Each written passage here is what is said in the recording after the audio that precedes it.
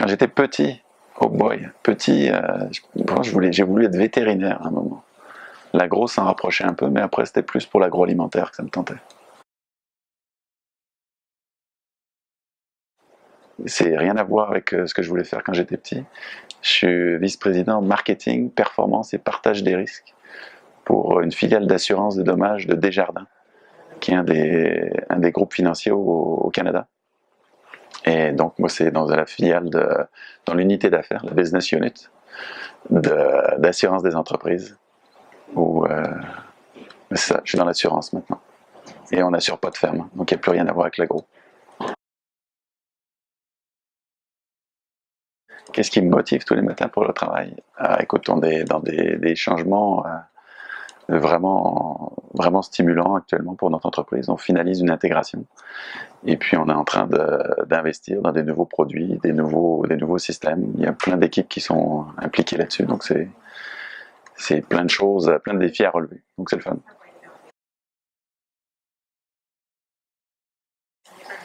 Rien. Non, c'est pas vrai.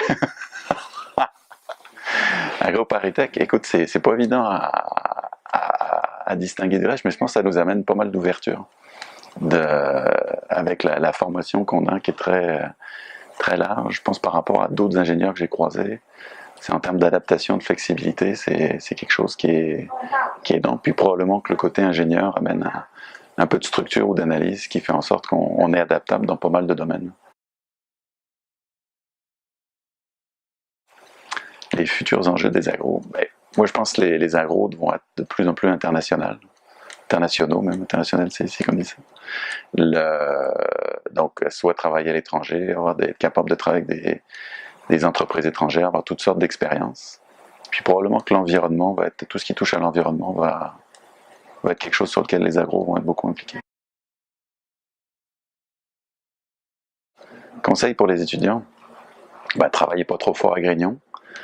Et puis, moi je dirais, n'hésitez pas à vous impliquer dans des activités à réseauter. Réseautage, développer des connaissances, des connexions avec des gens dans notre secteur, en dehors du secteur. Je pense que c'est enrichissant personnellement, puis ça aide pas mal dans la carrière.